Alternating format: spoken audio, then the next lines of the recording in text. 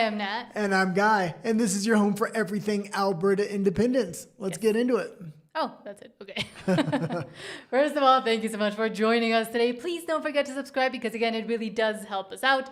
And we continue to gain and lose subscribers every day. So it, again, helps us out. We try to read all, if not most if not all, I always say it wrong, most if not all of your comments live after each segment. But we do pause the whole show for super chats and interact with them as they come in. And they also help us out a lot. And we have memberships. Yeah, absolutely. I think we're going to try to push out some different content next week, some shorts about different news articles, things like that.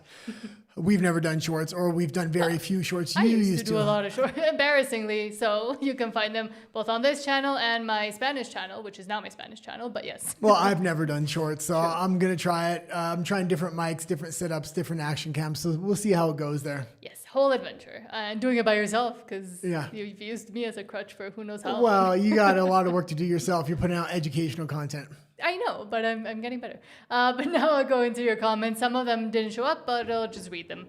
Glenn Gunn says, hello again from Stampede City. Hope you two are well. And we do know that that's going on right now. So I'm sure a lot of you are busy and hoping that you're having a great time there if you're watching us on replay. Well, yeah, and it sounds like the Stampede breakfast went absolutely fantastic for Keith Wilson's group there. Absolutely sold out all the tickets.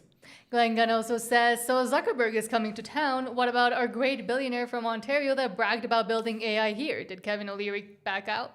Well, it looks like Kevin O'Leary was very wary of Canada.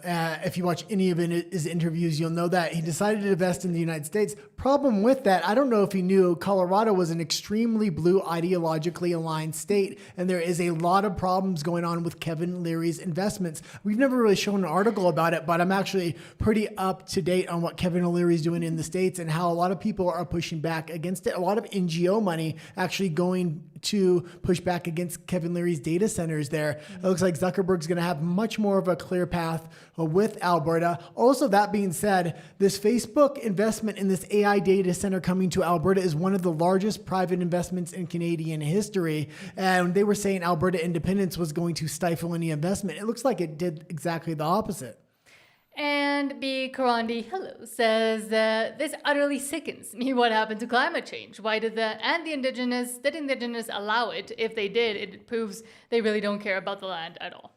Yeah, there's a lot of different politics being played here, especially with these data centers. There was some good news on the data centers, and we're going to get into that later in the show, especially with the water. They're going to bring in one source of water and then have that be reused. And in the wintertime, they're going to rely primarily on cold air cooling, I believe. So it's the best situation for a data center, I guess, if you could say, as well as they're going to pump a bunch of electricity back into the grid.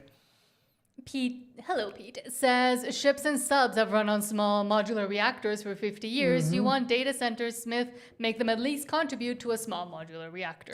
Well, yeah, and I've talked about this a lot, and the United States is investing a lot into small and medium-sized reactors where Canada's going large. Why? Because the government gets complete control over large nuclear facilities. It's huge investments as well, though. It takes a lot of time. The technology may be a lot older by the time it's built. I think small and medium reactors are going to be the future. It's going to provide a lot of independence for a lot of smaller or I guess larger businesses like data centers and Facebook and stuff like that. Pete also says, I swear 6 months ago, Smith replaced her common sense advisors with idiots. Yeah, absolutely. You do know what happened to Smith. She got the tap on the shoulder. She has her eyes on Ottawa. She says she sees Doug Ford most likely trying to oust Pierre Poilievre. Whether that's going to be successful or not, she has to be absolutely rubbing her hands together, thinking of Doug Ford ousts Poilievre. She's going to oust Doug Ford. And I think there's going to be a lot of support for Danielle Smith ousting Doug Ford, especially outside of Alberta. She's very much liked outside of Alberta. People in Alberta are starting to wake up to her. I've been calling it out for a long time, saying we need a leadership review after October 19th. A lot of people were giving me a lot of shit for it. I think people are starting to come around to that way of thinking, though. Yes. Stephen Jensen, hello, says hi, everyone. And Pete also says, just canceled my ad-free YouTube subscription because the ads still come. Oh no, we actually need $12.99 for actual ads. GFY. Well, I will say one of the only investments I ever do continue to make and continuously make is for YouTube Premium, because it's basically all both of us consume. So we have all our accounts under the same like family The subscription amount of YouTube I use now, I'm using more and more X these days because it's a lot quicker to get news, but I always have YouTube playing in the back as my news source throughout the day as I'm gathering stories for the show and things like that. But it's a shame Rumble doesn't have a better UI for users as well as content creators, because I would love that to be the main platform. But as of right now, I use so much YouTube, it's almost a requirement to pay for ads. So I can get 25% more news just by not having the ads on there. It's strange that he's saying that they're still putting ads in. Maybe they're going to have... Well, I'm guessing there's tiers. Yeah, I'm guessing they're going to start adding tiers, which is absolutely ridiculous. I think here in Mexico, it's just one regular subscription. Steven Jensen, thank you so much for the Oh, $5 thank you. super chat. Says, I received an email from the UCP bragging about all the investments that are actually occurring in Alberta. Independence is not the problem, as you were saying exactly. But then again, why are we getting emails about the UCP bragging about these investments if they want to obviously highlight that Alberta is doing just fine? Yeah, and let's remember, Alberta Independence controls the UCP because of Mitch Silvestri. He had such a good plan of buying up memberships, and hopefully we're continuing that. We were at 60% the last time I checked. Hopefully we can be at 80% after October 19th, because it's the UCP vote that controls the future of who is the leader of the UCP, and for a leadership review on Danielle Smith if we want, not the province of Alberta. We just have to make sure when we do replace Smith, it's going to be somebody that can win an election within all of Alberta. Somebody like a Keith Wilson would be absolutely fantastic. Mm-hmm. And Glenn Gunn, thank you so much for becoming a member. I don't know if again. No, for the first time. Thank you so much for becoming a member. I think for the first time. Hold on. Saltius Maximus. I'll read two more and then we'll go. Saltius Maximus says, missed a bunch of live feeds due to moving the last of my stuff to Alberta. Can't wait for things to slow down so I can watch regularly. And again, it's great to hear that you're actually making that move and you're putting actions to words and to being fed up with where you were and now going towards Alberta. Yeah, absolutely. I really do wish this was a binding referendum. And when the binding referendum comes around and we do have a date, that is going to be one of the main strategies. I was saying for a long time, conservatives from across Canada need to move to Alberta rather than the United States or Mexico so they can vote for independence and vote for freedom rather than being pushed out of their own country. It's hard to make that call on a non-binding referendum, but it's going to be a huge asset to Alberta independence when the binding referendum comes around, as well as the youth vote is really going to be motivated, I think, when they actually see a binding referendum is here. And Southern Gent Phil, hello, says good afternoon, everyone. And Eddie Rodriguez says good evening. Hopefully everyone is having a wonderful day, and same to you, and thank you so much. But now let's actually get into, it is breaking news. Let's get into breaking news. Extra, extra, read all about it. Extra, extra, read all about it. Let's start with this that we were talking or trying to mention yesterday, but we didn't have either the poster or the full information, but now we do. Marty Up North says, mark your calendar for the biggest online event in Alberta history. It is the telethon for independence, Saturday, July 18th. See, and we gave wrong information yesterday, which is why I wanted to wait. It's Saturday, July 18th, 11 a.m. to 11 p.m. So it's a 12-hour stream. Will be streamed live on 10 YouTube channels, including ours, Facebook, and X. I believe our X as well. And there's a bunch of different appearances, but also interesting guests. And this is to raise money to continue to raise money for all of the third-party advertiser organizations, or at least 6 of them, 6 third-party organizations. Third-party advertiser organizations. God, it's a long name. That are for Alberta independence, because we know how much money is going to be coming in for the mainstream media and the Forever Canadians, and money they already have that somehow they don't want to talk about. But this will be basically all out in the open, all out in the air, and it will be live streamed as well. Yeah, and it's absolutely fantastic. John Bolton has been doing a fantastic job putting this thing together. A few times we had to end the stream early, and we didn't want to talk about it because it hadn't been released yet. But this is kind of what we're working on behind the scenes, giving suggestions, getting a time slot. We're going to be on there from, I believe, noon to 1 is our time slot. No, 4 to 5. Oh, sorry. We have to double check. So yeah, no, it is. It's 4 to 5 is our time slot. So, but we haven't confirmed. So why don't want to give it? It is confirmed. No, they said they'd confirm this week. But I wanted to say with Berta Proud Dad, Marty Up North, Home with Holmes, who we've interviewed as well, Igor Riltsev, us here from Mexico, and Nana the Guy, Chris Scott, Mr. Alberta, Critical Compass, Mr. and Mrs. Albertan, The Unacceptable Fringe, or Derek, John Bolton talking to Albertans and more, and having the special guests, a lot of them from these third-party advertisers, with interviews coming in to talk about their organizations. Keith Wilson and Tanya Clemens, Sheila Gunn-Reid, Corey Morgan, Jason Levine, Mitch Sylvester, Jeff Rath, Kathy Flood, and Angela Tabak, Bruce Party, and more as well. Yeah, this is going to be absolutely fantastic. And I will say it is much needed that we're going to have to raise a lot of money for this first non-binding referendum. We're going to really need to get the message out there. A lot of the dollars that go in get represented double time. So if you get spent on signs, shows like ours often run stories on yard signs and things like that. But I will also say there was a big scandal coming out. I was watching The Fringe today about the Forever Canada people saying they don't have to register the money that's coming in because they have a message of unity, which is absolutely ridiculous because they are saying choose unity, which is related to the first question on the referendum. So if you haven't watched The Fringe's video, I highly recommend it. There's a call to action on there and people that you can call and complain to and exactly what we should kind of be saying because it is violating election law within Alberta, or at least fundraising law in Alberta. And again, it is the Telethon for Independence, Saturday, July 18th, so next Saturday, and it will be streamed live on multiple different channels and with multiple different guests and people making appearances as well.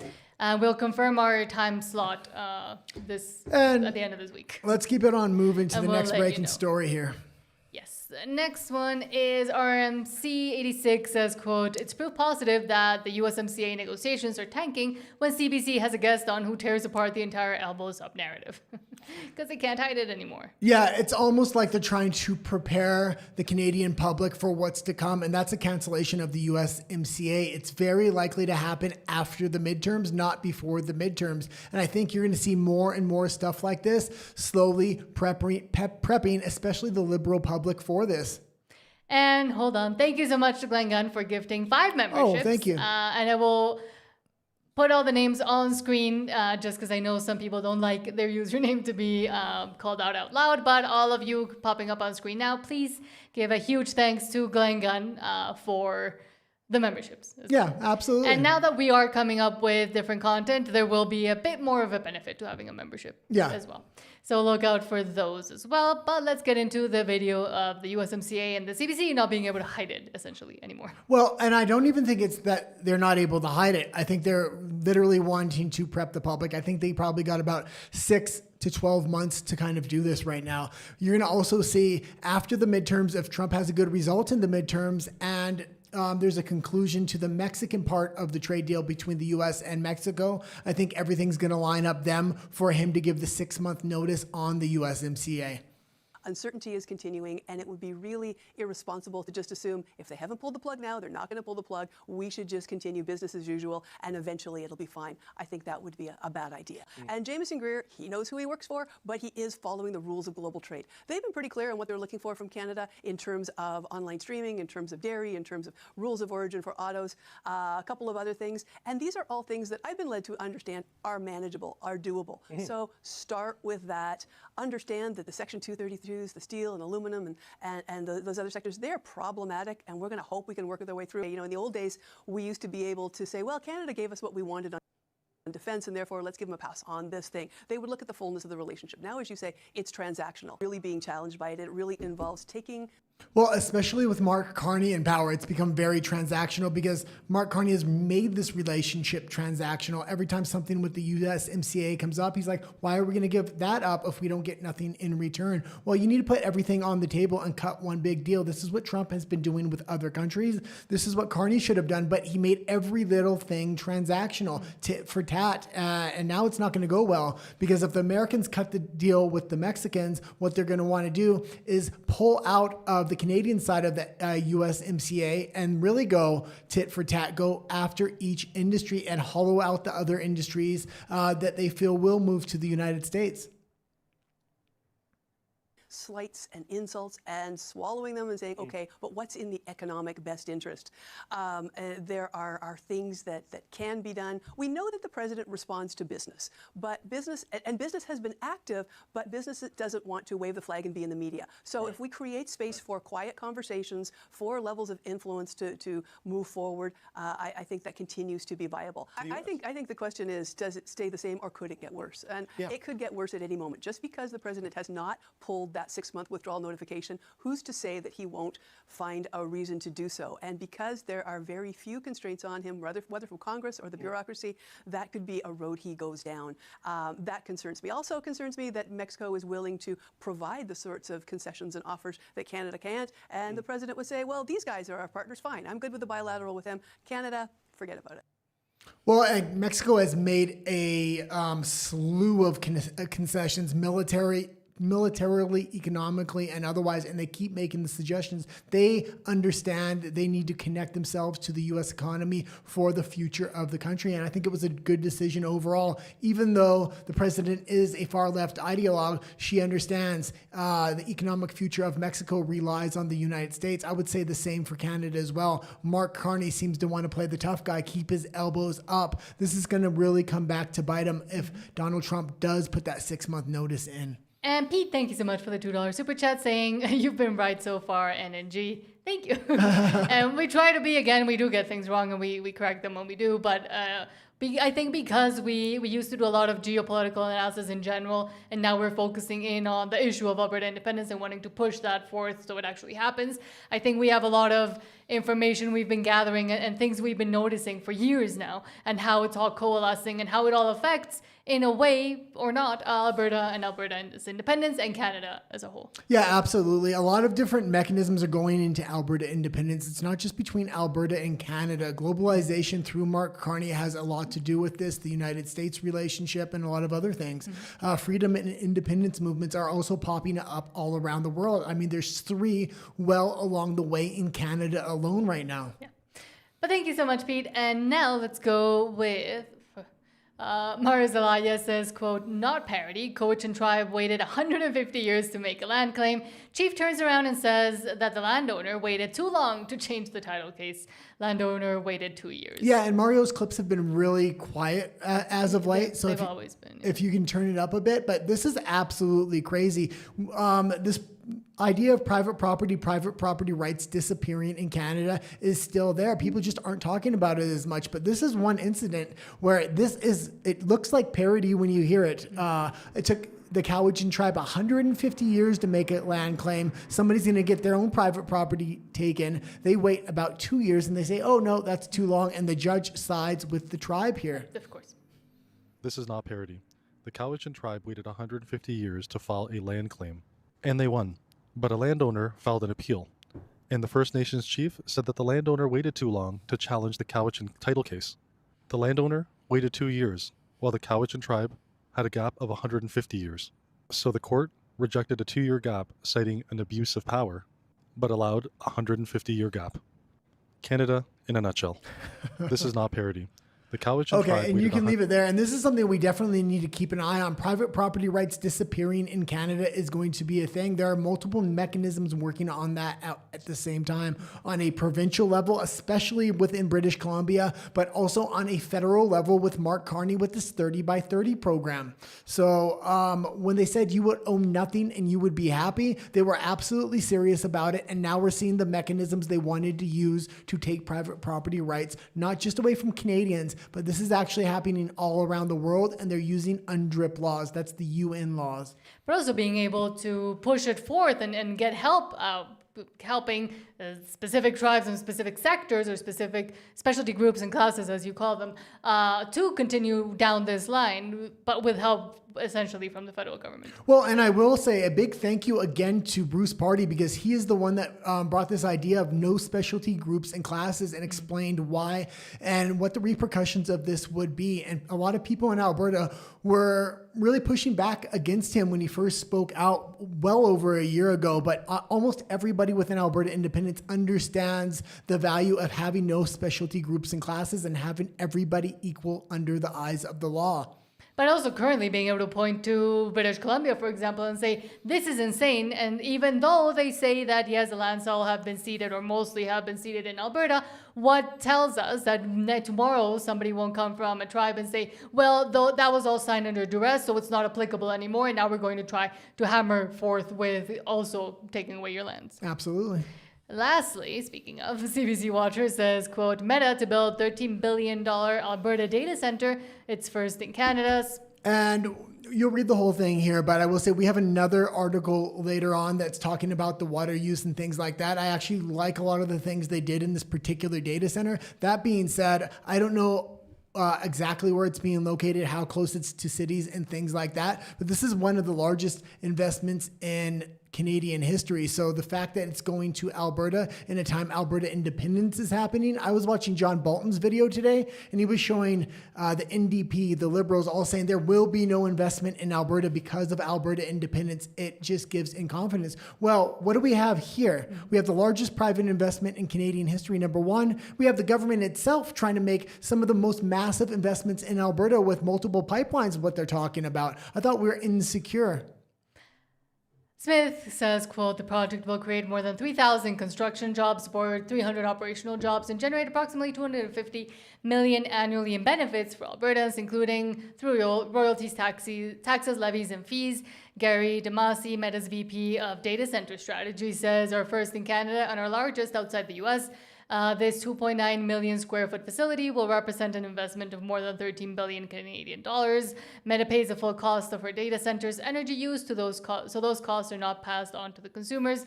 And as I've continuously mentioned over and over again, I'm not a fan of AI or data centers or any of that, but it's going to be inevitable at this point. Yeah, it's going to be interesting kind of what does happen here. There's a lot of money that comes in when a data center rolls into town. I've looked at a lot of the data regarding the United States data centers that have opened up. But once they're fully up and running, they're constructed, it only takes a few people to actually run these data facilities. And it doesn't turn a lot of profit over for Alberta or the Canadian government after it's built. In its building is where all the profit kind of comes. But there can be long-term repercussions, mainly regarding water. But it seems like they did go the right path when it comes to water, and we'll talk about that a little later. Let's go into our clip, though. $1 billion in our province. This is, yeah.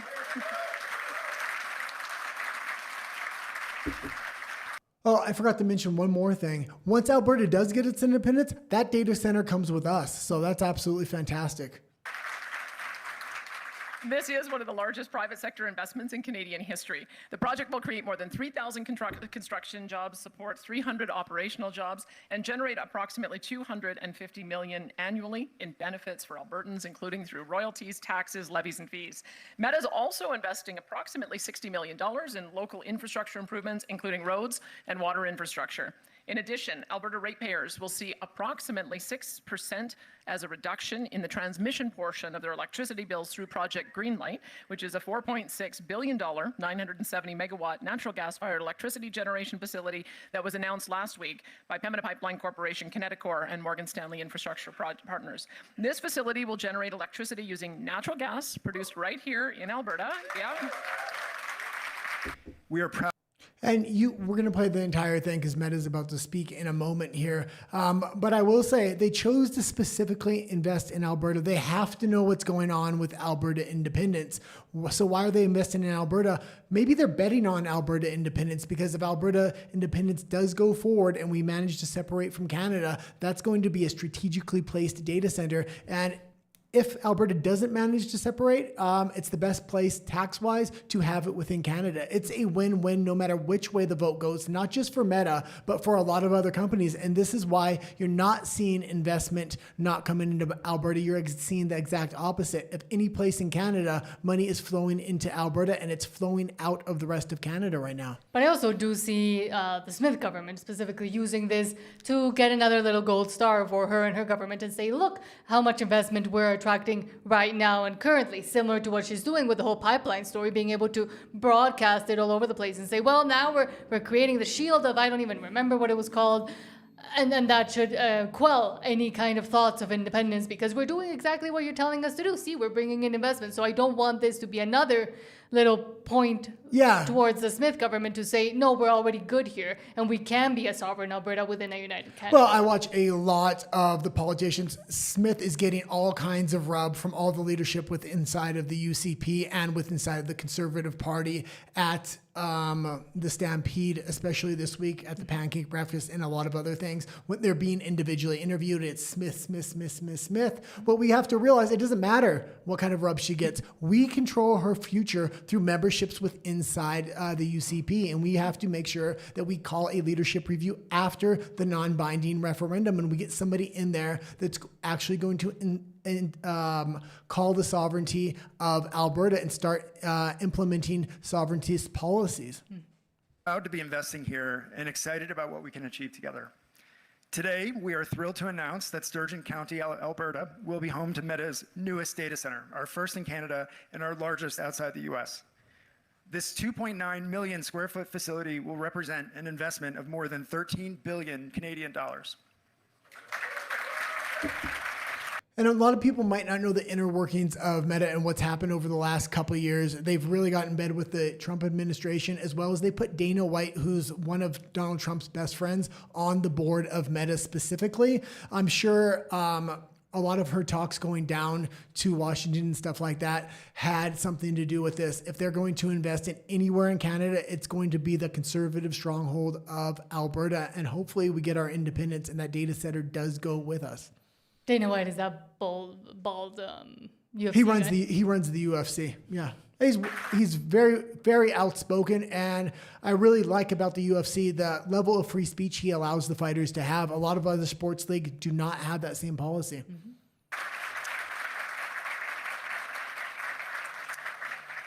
We're also making strategic network infrastructure improvements to ensure the region can accommodate future large-scale developments. And this fall, we will launch our annual Data Center Community Action Grants program, which provides direct funding for local nonprofits that support the community. Like all of our data centers, we're proud that the Sturgeon Data Center's electricity use will be matched with 100% clean and renewable energy. In other words, we'll add enough clean energy to the grid to cover the entire data center's electricity consumption. Importantly, Meta pays the full costs of our data center's energy use, so those costs are not passed on to consumers. Here in Alberta, we are fully funding new generation and grid infrastructure to support our data center, which will improve reliability across the entire Alberta grid and benefit all consumers. Yeah, and it'll be very interesting what kind of energy that they're actually using, because it's going to be very important, especially if they're using natural gas, stuff like that. This is a customer that exists inside the province, so it doesn't have to go through an oil or gas pipeline, which would be absolutely fantastic. I might be against data centers generally, but in a place like Alberta, if they're actually going to use the energy there, that could be a net positive overall, possibly, especially when we get into how they're using the water resources. I went a little bit into that. I was actually fairly impressed on some of the regulations that were there, so it's not getting dumped back into the environment. And now let's go back into your comments and then into Alberta Alberta Stay Free. Pete says it's ironic that Smith's latest BS is fueling the movement. Yeah, absolutely. And people are waking up to her en masse right now within Alberta. She thought, just like when she announced those 9 questions that were muddy the water, when we thought this would be a binding referendum, it would confuse people and it would give the federal government an opening to really use the Clarity Act, saying the question wasn't clear because there's 9 other questions. People called her out within hours. Is she not waking up that people within Alberta are some of the smartest people when it comes to politics? And these MOUs, we're seeing right through them. You're trading Alberta's sovereignty and future away to the federal government right now. Mm-hmm. And Pete also says, thank you, says, I'm giving Nat and the guy the YouTube Lime money to renew my membership, pissed off in Cowtown. Thank you so much. And Glenn Gunn says, can't wait for this crowdfunding. Us either. Well, us too. I don't know grammatically how to say it, but yes. Yeah, but when we were going through it, I didn't know this either. I don't know why I didn't know this, but anybody that's going to donate actually has to be from Alberta. I thought it was all national Canada. No, I guess that's not the case. Because it's being managed within Elections Alberta, so it has to be Alberta residents only. Yeah, but what I was going to kind of get into here was the fact that Forever Canada is saying they don't have to actually show where they're getting their money from is a little bit concerning, because if their money is coming from federal Canada, is this their workaround so they can kind of outspend us? Mm-hmm. And Pete says, movement rules for thee, but not for me. Sound familiar? Yeah. Exactly. And Glenn Gunn says, I told you I'd be back in July. Thank you so much for being here. Outside Looking In says, evening. Good evening. Thank you for being here. Eddie Rodriguez is thanking Glenn Gunn for the membership. And hold on, where are we? Outside Looking In says, and we're all just walking into an open world prison with AI data centers paid by you. Paid for by you. Your own tracking is global, and this is all theater. Biggest move ever being played in real lifetime. Political actors, and I fully agree with that. There's two big things an AI data center is going to be used for: to track citizens and to have control mechanisms, things like that. That's number one. But number two are robots. People think robots are something of the future. Tesla is currently retrofitting a lot of their car facilities, shutting them down and turning them into robot factories. We're literally within 12 to 24 months. And what's the brain of any robot? It is these AI data centers. That will be the first real product that they can make a huge profit on. And that's what I think a lot of these AI data centers are actually fit for. Yep, I don't like it. And it is creepy. But again, that is the world we're living in. Yeah. And it does prove and further go to prove that the whole, nobody's going to invest in Alberta because of independence is completely false. Well, and people are mostly investors and businesses are essentially just waiting for Alberta to become independent to be able to come back in. Both some people within close to the Trump administration, I would say, have said that, but also businessmen have said that the investment picture right now in Canada is insane. Yeah, everybody can kind of see it. It's falling off a cliff. Alberta's looking a little bit better than the rest of Canada is the thing. Yes. And it would be 10 times better if it could get its independence because of the deregulation. Glenn Gunn says, outside, I get you. I'm in my 60s. I fear for my grandkids. I hope they stay ahead of this BS. Okay, let's get into the next section here, which is Alberta Stay Free. Free home Alberta, where the roots run deep and the money trees grow. And let's start with Keith Wilson, who says the momentum is real. In less than 3 weeks, Albertans have donated over $225,000 to Let Alberta Decide, which is their third-party advertiser organization. Says we sold out 1,000 Stampede breakfast spots. And we can get right into the clip. I think he's going to mention all of this. And in that regard, we're currently up to around $225,000 in donations, which is remarkable. It's showing the level of commitment. That's to our third-party advertiser group called Let Alberta Decide. And you can go to letalbertadecide.com to get more information and to donate.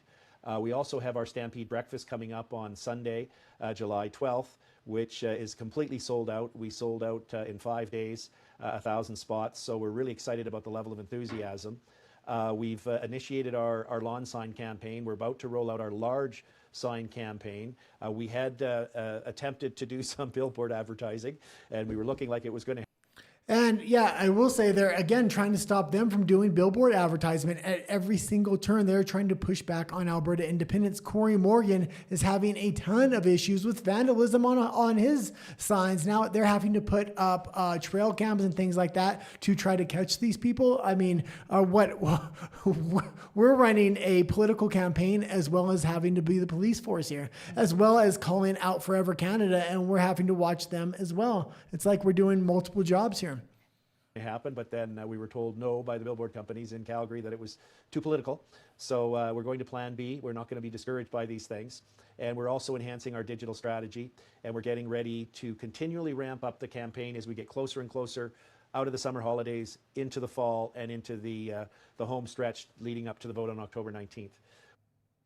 Yeah, and what it looks like when I'm looking at the campaign financing, our donations for Alberta independence are far out producing the other side of Forever Canada. The problem with that is Forever Canada thinks they don't have to show how much money is being donated to them. So potentially they're getting millions behind the scenes funneled to them from God knows who, NGOs or the federal government. We just don't know what's going on inside of Forever Canada right now. That, but also Forever Canada has the entire propagandist machine of the federal government, and the federal government essentially backing them by also wanting to go against Alberta independence. So yeah, and they have that advantage on top of it. I would also say, hopefully after this telethon, I think Keith Wilson's organization especially is going to be probably maxed out on their campaign donations. The maximum they're allowed to earn is $600,000, so it'll be interesting.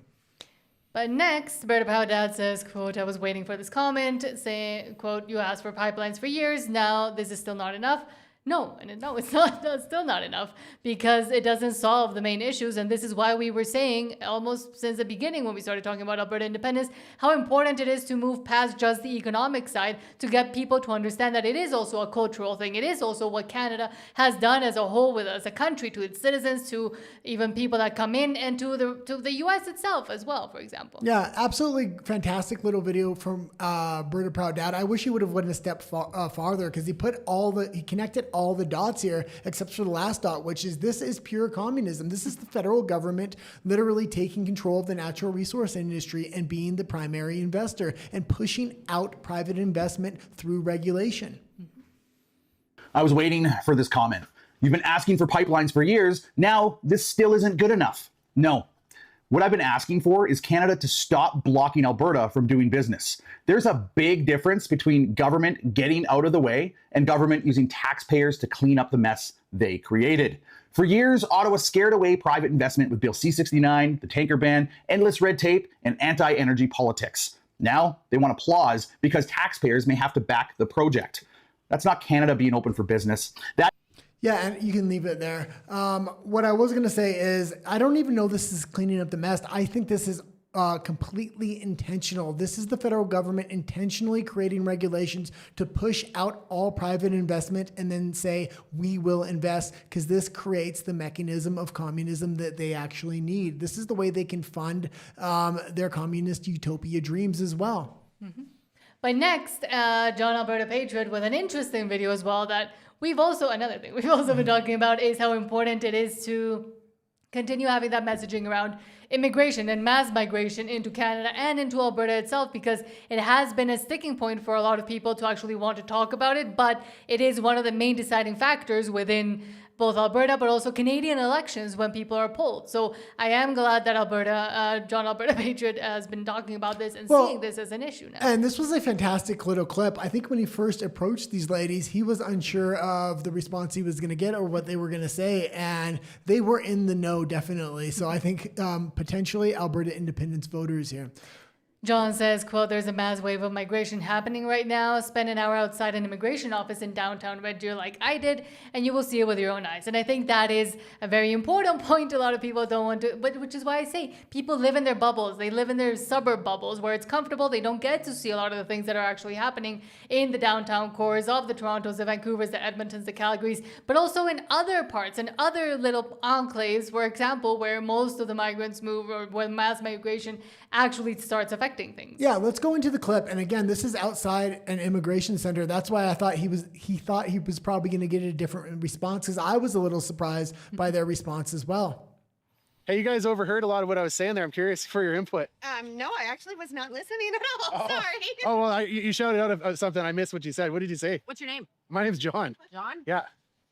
Nice to meet you. Nice to meet you. Naomi. Naomi, nice to meet you. I make YouTube videos, and I'm talking with people about immigration right now, and you guys came out of the immigration business, or building, I think. Oh, no, we're going to school. Oh, you're going to school? Yeah. Oh, okay. Well, so I want to clear things up, and I want to be proven wrong. I hear a lot of rumors on the internet that there's immigrants who are committing immigration fraud. They come as students, then they claim refugee status.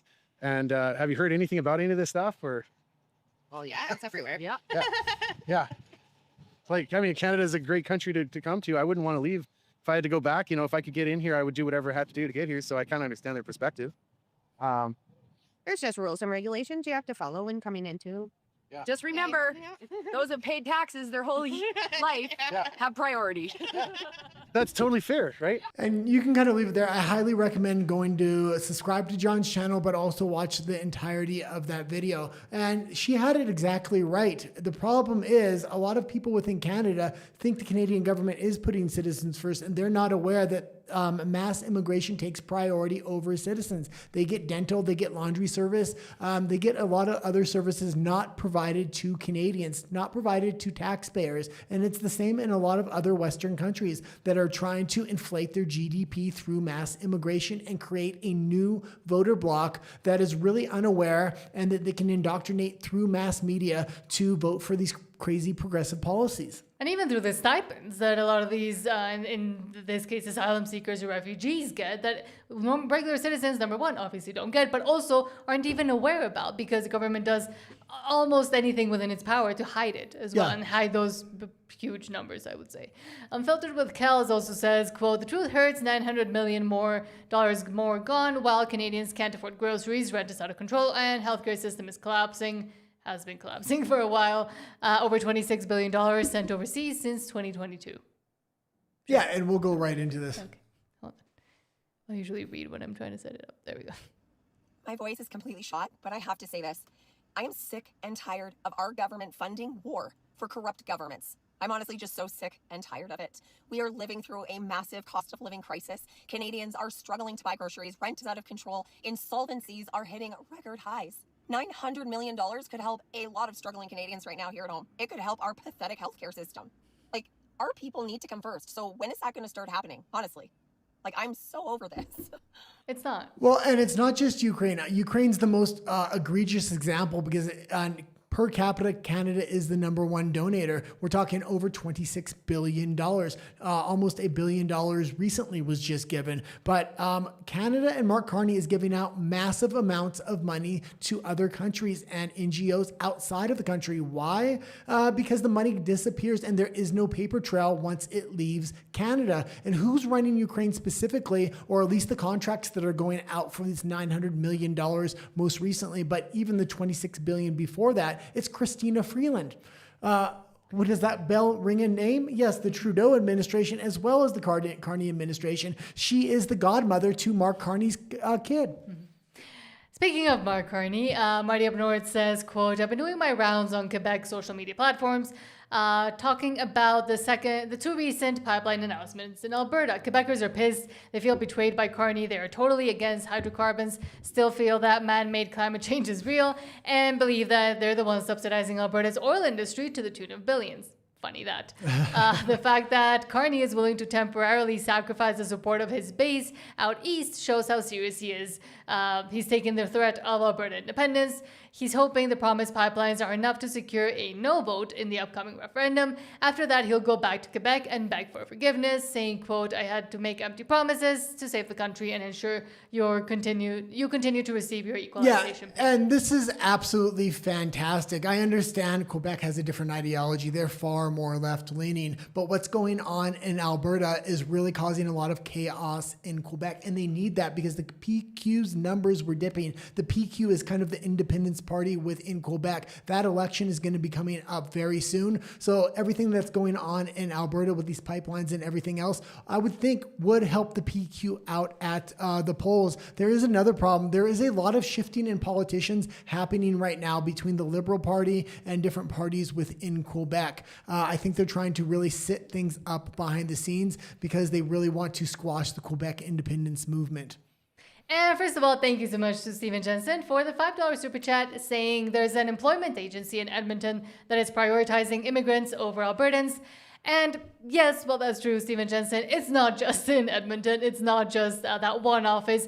I would hazard a guess to say about 80% of jobs and employment opportunities right now are not going to Canadians first. And they're very much being based upon the specialty groups and classes that Canada has divided all its people into. Yeah, it goes even further than that. There are subsidies and discounts giving out if you hire migrants and things like that through the federal government. When you have a $13 billion investment coming in from Facebook, do you think even if you get a 5% subsidy or a 10% subsidy, unlike Tim Hortons, which was a 30% subsidy for hiring immigrants, do you think Facebook is not going to hire almost all completely immigrants? I would be surprised if they didn't. It's a matter of saving billions of dollars to them. And this is one of the big reasons Alberta needs its independence, and citizens should get those jobs when that independence comes to fruition. And now we'll go back into your comments. Outside Looking In says you will rent for the rest of your life if you're not allowed. If you're allowed into the new world, kissing ass might get you a seat, but I doubt it. Yes, and Glenn Gunn says sell BC to the U.S. Yeah, and says get rid of the substance cartel. Yeah, and again, I mean there is true, honest substance cartels up in BC already running, and they've been there for years. Well, once Alberta gets its independence, it's really going to have to play hardball with British Columbia to break that ideology. And if somebody like a J.D. Vance and Marco Rubio are in charge of the United States, BC is going to be almost completely isolated. Rather than selling BC to the United States, having them as a partner for Alberta would be absolutely huge. That's one of the reasons we have to play hardball with them. We're going to need access to that coast. But the good thing is Alberta has all the leverage in that relationship once it's independent. As long as it's part of Canada, that same leverage is actually used against Alberta. Outside Looking In says the prior generation to mine, 42, I don't know if you're from 1942 or if you're 42 years old, but says are not paying attention to the devaluation of the dollar, 6,000% since 1921. And number two, younger people are also never taught about how money works, how to manage money, and how money loses or gains value, and what makes it lose and gain value in global markets, but also in internal markets as well. Yeah, I would say hopefully a lot of people don't have a lot of savings, because if Trump wins the midterms and he cancels that USMCA, the first thing that is going to dip heavy, probably to 50 cents to the American dollar, is going to be that Canadian dollar. It's at 70 cents right now. I don't know how it's maintained that, primarily through the USMCA. There are no other contracts. If Mexico secures a separate deal with the United States and Trump says, I have no more leverage over Canada other than to cancel the USMCA and go after each individual business and industry, it's going to absolutely tank the Canadian dollar. I think it would go so far as to have Mark Carney call a national emergency and use those emergencies powers that we know Trudeau liked to use so much. And again, he is, Mark Carney, inching to be able to use those powers as well. So let's not give him any excuses, but he's made those excuses all for himself.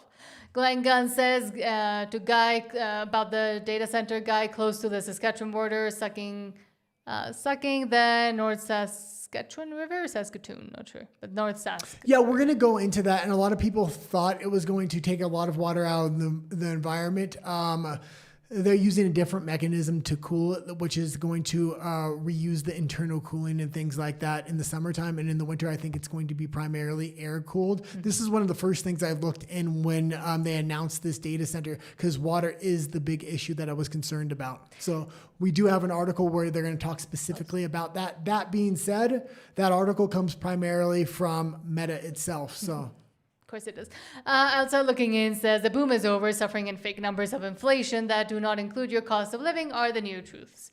There's a lot of new truths lately. Today I even had to use a meme from George Orwell saying, is it too early to say I told you so? Glenn Gunn says $7 billion American, our dollar sucks. What we were just saying, and it's going to suck even more in about, a few weeks? Well, it doesn't, a few months, sorry. It doesn't really suck right now. It's gone down a few cents. Not that bad. The thing is, with a year-to-year review on the USMCA, it is slowly going to collapse the the Canadian dollar. And if Trump completely pulls out of the USMCA, it's absolutely going to tank off a cliff almost overnight, I would suspect. That being said, I was surprised it's been able to maintain at 70. 70 is really weak, but I'm surprised it's been able to maintain there. And one of the big problems, a weak dollar can actually really help a country if it's deregulated. That brings in massive amounts of manufacturing. But with Canada, you have the worst of both worlds. You're going to have a weak dollar, and you have over-regulation in a government that doesn't look like they're going to take down that regulation. If anything, it looks like they want to increase the regulation, give out loans, and take ownership of major companies within Canada. Nationalize or federalize things. Outside Looking In says AI is your new open-air prison. Yes, we're already living in it. Glenn Gunn says, where's Kevin O'Leary's deal with the government? Who knows? Outside Looking In says everything makes Mark money. Exactly. So we should start looking there specifically whenever he announces anything. Glenn Gunn says Kevin wanted Grand Prairie. That's Kevin O'Leary. Yeah, Kevin's been investing a lot within the U.S., and I think he doesn't like the regulations within Canada, but he's really investing in the wrong states within the U.S. I understand the military-industrial complex is within Colorado, so he figures like data centers are massively needed, but the ideological leanings of Colorado, a lot of people just don't know, and there has been a huge pushback specifically on Kevin Leary and his data centers there. And Pete says, leaning towards Nat's assessment, thank you, says, I don't recognize Danielle anymore. I think, as many do, career politicians always do, got sucked into the power play and wanting to achieve more and more power and being more and more liked instead of doing what she knows is right. Because we've seen interviews of her saying things. Yesterday, we played one where she's essentially contradicting exactly what she's doing now and saying that what she's doing now is not a good idea. So she either got tapped on the shoulder or realized what actually works better for her own career and her own power and political plays than for the citizens of Alberta. Eventually, once you're in politics enough, you stop caring about the people. We have to grab our balls and backbones. We have to realize we're fighting for independence here. If Danielle Smith is allowed to remain in power after October 19th and we don't call that leadership review, we are sabotaging ourselves. I understand a lot of people's arguments going to be like, oh, a Ninchi could come to power. If we have a good candidate that can win an election, Ninchi will not come to power. If we have somebody like a Keith Wilson or another candidate that will easily win an election, it is well worth having that leadership review and replacing Danielle Smith. We control that leadership review through UCP memberships. It's not an Alberta-wide vote. There we go. Vespa says, I bet once the vote succeeds, it will cause investment to skyrocket even further, I would say. Businesses love Alberta's political environment. I just wish more Eastern Canadians would respect its might. They don't because they're jealous. Let's just call a spade. But also because Alberta has been so mostly politically stable for the past 90 years, again, always voted conservative, at least in the federal elections, investors also see that and also look into the culture of the place and the stability of a place, and also the customs and the work ethic, for example, that a place has. And I think Alberta represents itself very well, which is also why there's so much investment in Texas, for example. Alberta is going straight up with the economy if they manage to get their independence. And if they remain in Canada, it's still going to be the best provincial economy within Canada, although it will be hindered probably tenfold. But either way, it's a win-win for a lot of businesses. When they look at Canada, they're only going to look at Alberta. They're not looking at any other province right now. Mark Carney is really scaring them off. But even with him scaring them off, Alberta does look still good enough for some investment to come in. You take Alberta and you put independence there, my God, the amount of investment, manufacturing, oil, natural gas, and mining, the economy will replicate tenfold, I believe.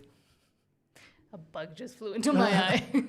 Roger Arsenault, hello, says data centers are all about controlling your life. I don't agree with this. I don't either. I don't like them. But well, and we also have to remember, it's the future. One of the big reasons data centers are being made in mass are for robotics, and robotics are far more along, and people just aren't talking about this. We're looking at 12 to 24 months before these Tesla bots start rolling off the line, and the AI data centers are the brains for those bots. But those brains don't necessarily need a robot to take human jobs. A lot of jobs will be replaced by AI online and things like that. Mm-hmm. You're going to have one person using AI and AI bots, or maybe 4 or 5 AI bots, and that's going to replace an entire office. There needs to be some kind of regulation. I think we have, I took the story out.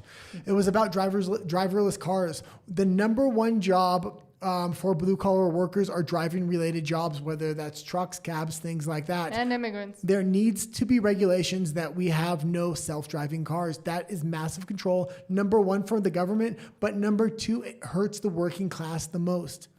But also mass immigration, because again, they're the ones that take those jobs. So you do have to kind of fix 2 birds with 1 stone. Well, first what they did, they're trying to replace everybody's jobs with mass migration. And then a lot of the citizens aren't going to care if you replace the mass immigrants with AI. This is why we need to have this is why we need to stop mass migration, number one, and have some kind of regulation on AI, especially self-driving cars and vehicles. Jacqueline Lidler, hello, says no to windmills and solar. Maida, I mean, They said natural gas, so we'll see how that works. I've been very much against solar, wind, solar, wind, basically green energy stuff like that. But the more I look at it, it is a good technology for individuals that want to live off grids or own their own homes. It takes them, it takes the government control away from the government. So it's good for individuals, but it's not good for a mass grid. A mass grid works best with oil, natural gas, and nuclear. Mm-hmm. But now let's actually go into Alberta politics, and then we'll continue reading your comments. He doesn't discuss federal politics. He only concerns himself with Alberta's independence. My eye feels funny. That's why I keep blinking. Apologies for that. But let's start with Mark Nixon. It says, quote, "This is exactly what 11 years of Liberal rule has felt like for Canada. Total blinding sandstorm of economic chaos, scrambling to survive and watching everything we built get swept into the ocean while the people in charge tell us it's just vibe session. The absolute frantic scrambling, the complete loss of control, the total ruin of what was supposed to be a prosperous and rich country. When's the last time you felt like that and like you lived in a prosperous and rich country? We don't need a weather advisory. We need a complete change in leadership." Yeah, and Canada's economy is absolutely blowing in the wind. Alberta's economy, not as much as the rest of Canada, and that's why the rest of Canada is looking at Alberta and saying, well, why do you want independence? Your economy is better than ours. Yeah, better slightly. It will be tenfold better if we can get our independence. And not just the economy will be better, we'll actually have real freedoms.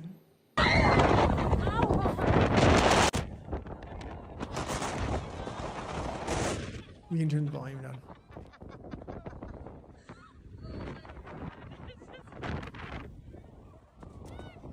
Oh my God, it's Okay, and you can leave it there. Yeah, and that is, in a nutshell, that is a picture of Canada's economy right now. Basically. And Alberta could save itself from that by becoming independent and actually grow a strong economy that it already kind of has a seedling, but it could grow into a massive tree. Well, you almost see that as what's happening right now. That's the wind before the big wave comes in and absolutely demolishes Canada. Further, I would say. But Let Alberta Decide says the latest pipeline announcement does not prove Canada is working for Alberta. They prove the opposite. Ottawa would rather force a $70 billion taxpayer-funded solution wrapped in net zero strings than remove the laws holding Alberta back. And exactly, they will say, but we already gave you your pipeline, so why are you complaining still? Yeah, and I do recommend going to watch the entire video. I'm really glad Keith Wilson made something like this. We'll watch quite a bit of it, but not the full thing. Mm-hmm. Well, the Calgary Stampede started last week, as did the provincial and federal campaign to try and convince those of us who have come to the conclusion that our children and grandchildren will be better off in an independent Alberta than staying within the confines of the restrictions of Ottawa's control. We had a series of announcements come from the Smith government as well as the Carney government intended to take the wind out of our sails. And the reality, when you look at these announcements, these pipeline announcements with clear eyes, what you see is more proof as to why the proper course for the future of Alberta is to support independence and to become independent. Yeah, and I'm realizing a lot of these announcements I don't think is having the effect Danielle Smith or the federal government or a lot of conservatives within Alberta think, especially when they're getting interviewed, they think they're bulletproof right now. But when people are being interviewed, I'm seeing completely the opposite. They're kind of seeing through this. They didn't give real deals. They put a bunch of strings attached with them. These MOUs are signing away Alberta's sovereignty. It's absolutely ridiculous. And I think the underlying issues are really starting to come to the surface. It's not just economic, it is also cultural. But they can't even solve the economic issues because they want to tie so much strings of control to these contracts. And what I mean by that is, well, one of the things that was announced was this pipeline, if it ever gets built, from Alberta to Tidewater on the Pacific. And instead of going the northern route, which would knock a couple of days of shipping transport costs to get a tanker to Asia, which would be a tremendous cost savings and increase our competitiveness and profitability, the federal government is maintaining the Alberta oil tanker ban on the west coast and instead planning to have a new port constructed in the lower mainland, which we know is just going to encounter endless opposition from Vancouverites and First Nations. But all of that aside, it's not a private proponent that's coming to do this. It is a proposal to spend $40 billion of taxpayers' money to build this pipeline because no private sector proponent's prepared to do it because of the environmental barriers that the federal government has put in place. But the Carney government has effectively enacted a National Energy Program 2.0. And what I mean by that is the conditions and the strings for this pipeline are absolutely remarkable. They're remarkably expensive, they're foolish, they're uneconomic, they're ideological based, and they're part of Prime Minister Carney's aspirations and fixation on net zero climate policies.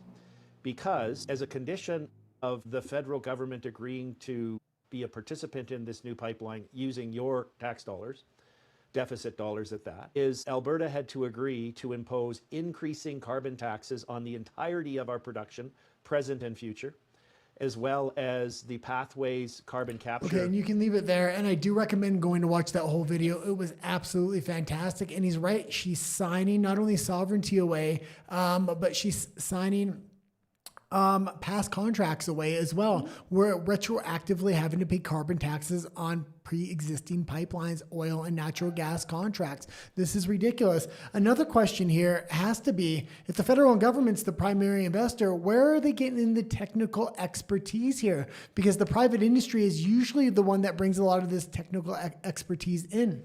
Yes. Oh, no, hold on. I had to say thank you to, where are you? Thank you to Michael Drader for being a member for 1 month already. Thank you. And the comment says ideas like visions of an independent Alberta. Why don't you go to you for a minute? To me? Oh, sorry. Well, we had one more story, but I guess we're not going to it right now. Let's go to, where were we? Pete says Alberta is a pain in Laurentia's ass. I have to say because it's written on the comment, I usually don't swear. They were fine until they decided to fight back. Now we must take control of everything they have. I like that plan. Outside Looking In says citizens last, but you, the citizens, will pay for it. Exactly, all promoting Brookfield. And again, Mark Carney, a lot of people call him dumb or an idiot, but I think he's way smarter than he looks. And I do think that, and as we've said continuously, the outline or the bigger plan that comes with all of this, and even with Brookfield and putting Brookfield in there, is the federalization and or nationalization of natural resources and other things within Canada, which eventually does lead to communism and socialism. That's how it starts. Absolutely. Venezuela, Cuba. We already said China. We already have the examples. Why are we pretending it's not going there? Okay. We have one more story and then I'll continue reading your comments. Northern Perspective says, quote, Ethics Committee Chair John Brasser did not hold back on the media. He says Carney's scandals get brushed aside while the opposition is held to a higher standard than the government.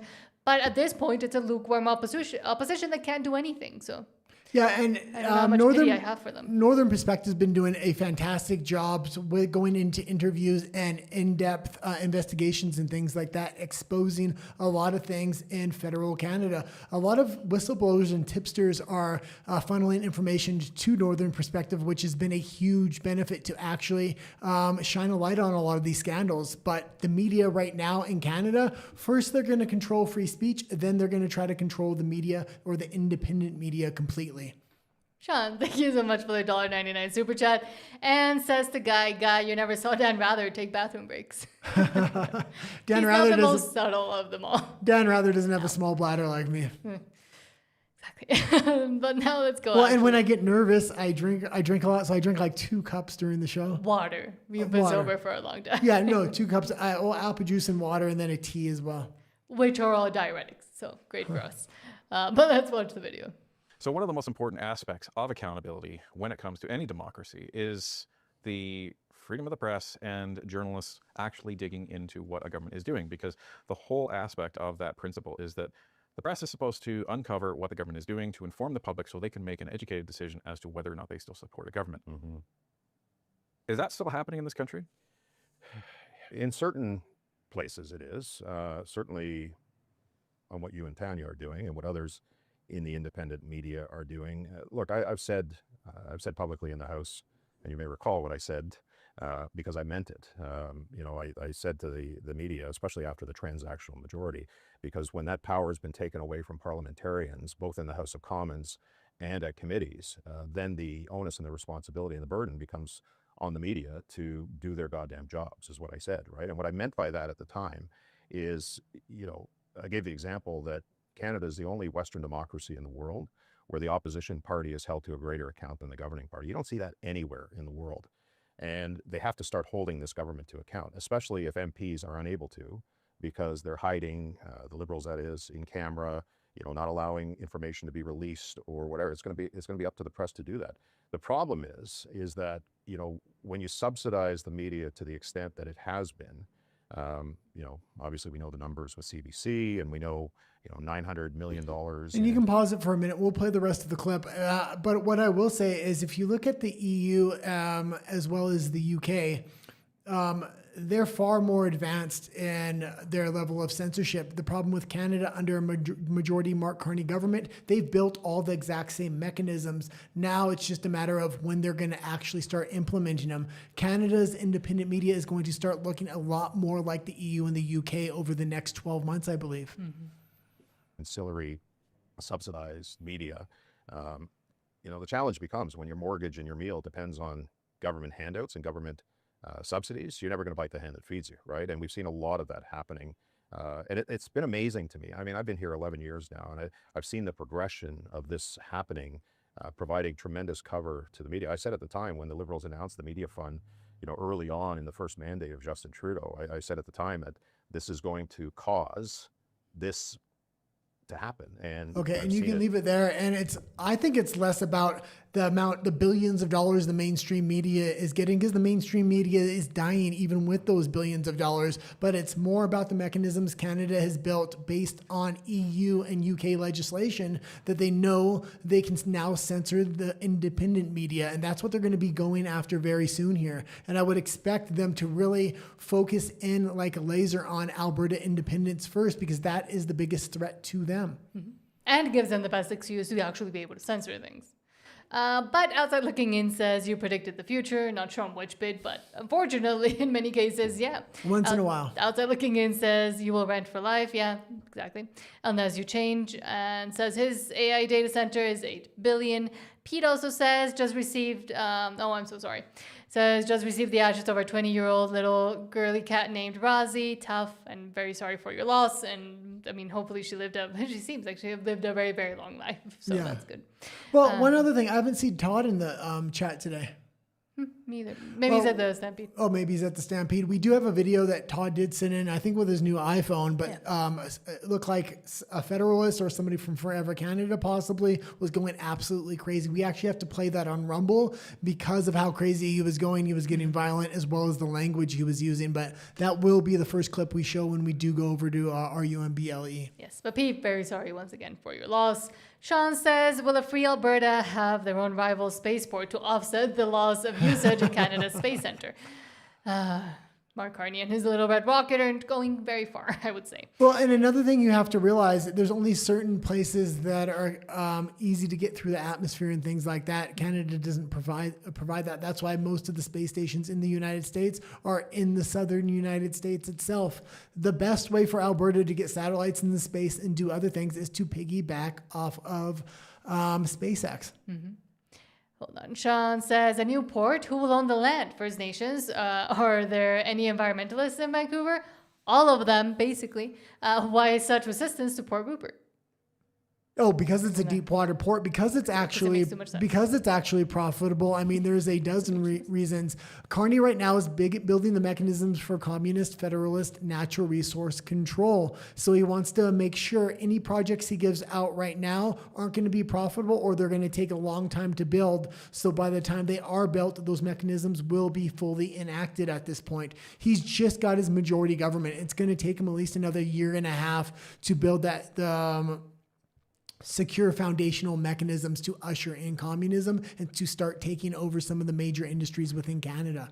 It looks like he's eyeballing the natural resource sector first for government ownership. Michael Drader says, is the only idea that is bulletproof right now. Not sure which one, but... Yeah. And hold on. Outside Looking In says Northern Perspective is going to be an example in your communist country. not sure about what that means, but yeah. And Sean says, I want to move to a free Alberta, zero interest in communist Canada. Yeah, absolutely. As I think most people are currently. Well, it's just going to put up a mirror to Canada once Alberta gets its independence. It's going to show not only Canada's corruption, but a lot of these Western countries' corruption to the world. Because if Alberta is successful, which I believe it will not only be successful, but it will literally flourish. Its economy will grow tenfold at that point. Pete says, Pete Griswold, says, I'm resistant about data centers. So am I. It says it's basically forwarding the globalist agenda. Not sure it's worth it. We will never be like the US or Europe. We are Canadians.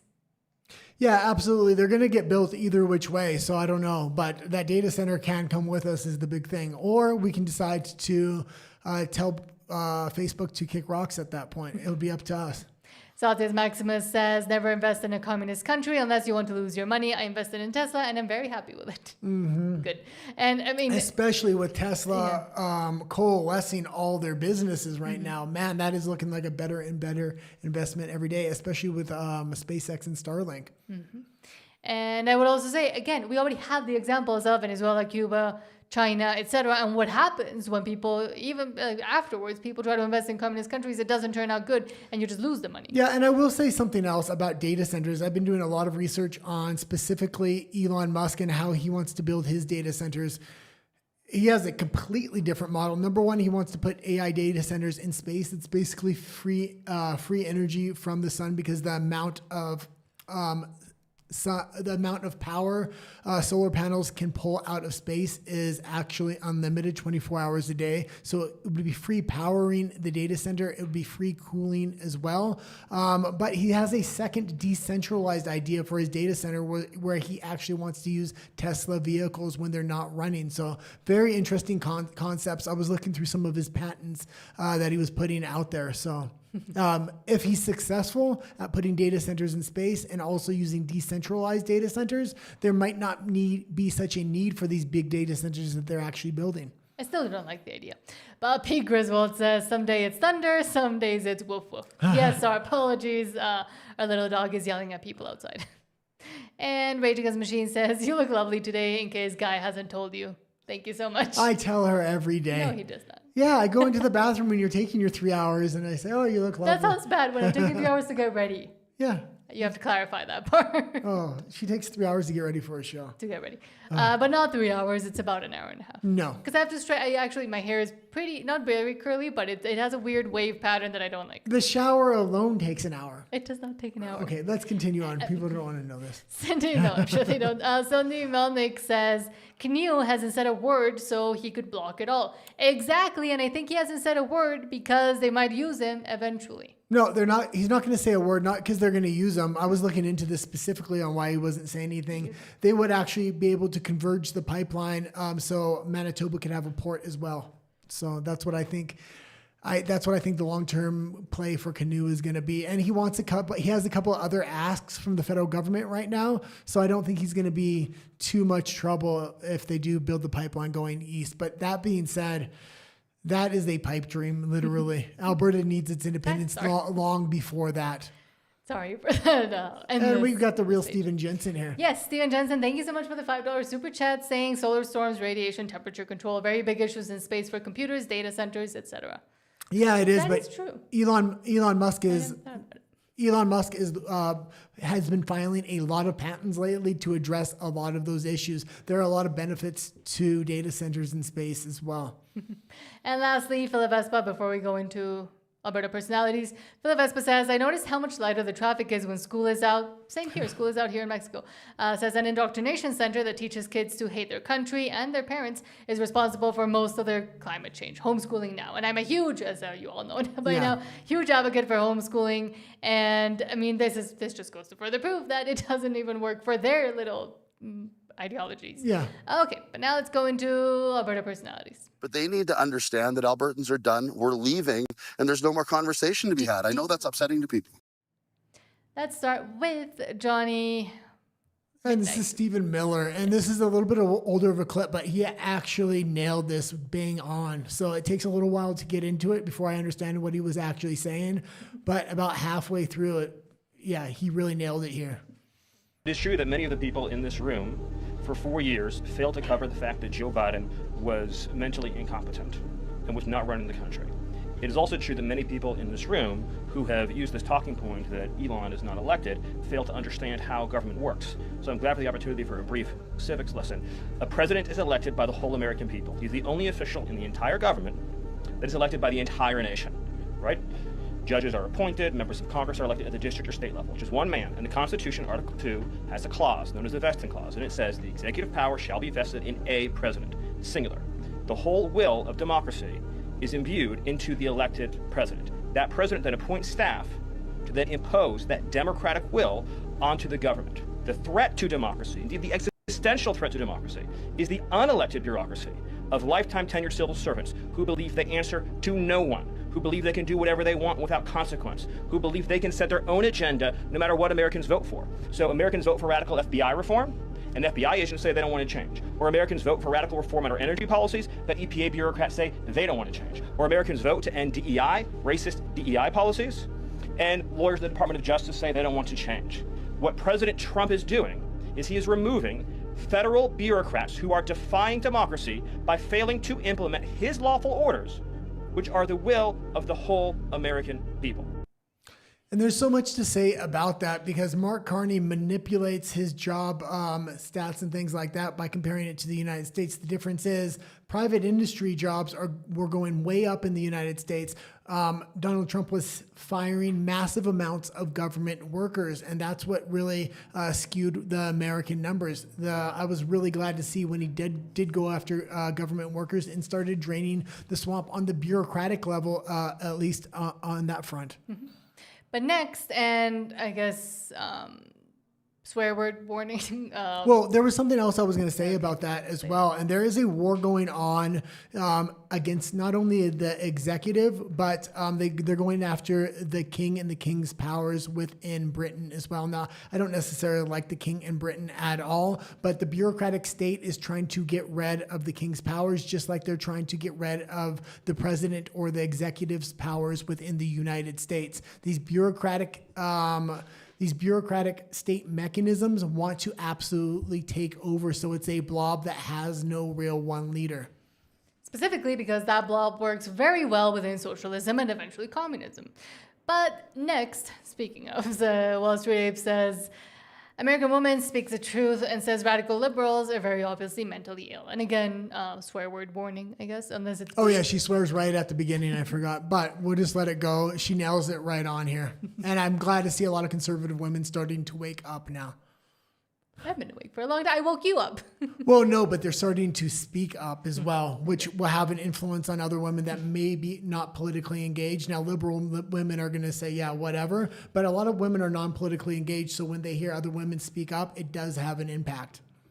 I could never date like a raging left extremist because they're so mentally fucked. I would just feel like I'm manipulating them the whole relationship. You can't mess with them because then I feel like I'm messing with a mentally challenged child. You can't run a business with them because they're gonna think 100% of profits should be donated to like sex changes for 6-year-olds. Like I just, it's not gonna work. What this woman is saying about not wanting to date a liberal because they're mentally ill is actually grounded in reality. There are multiple studies that actually prove this. If you look at Pew Research, they did one in 2020. They found that white liberal women under 30, 56% of them reported mental health diagnosis, and this is compared to only 27% for moderates and conservative women. There was another poll done by Gallup. They found Republicans consistently reported higher excellent mental health scores of 58% versus 38% for Democrats. So again, there is real research that shows that this is the truth. And here's another post that goes over the same thing. It goes over data that shows a shocking increase in mental illness for liberal women. But it's not just liberal women, it's liberal women and liberal boys. Here's the graph.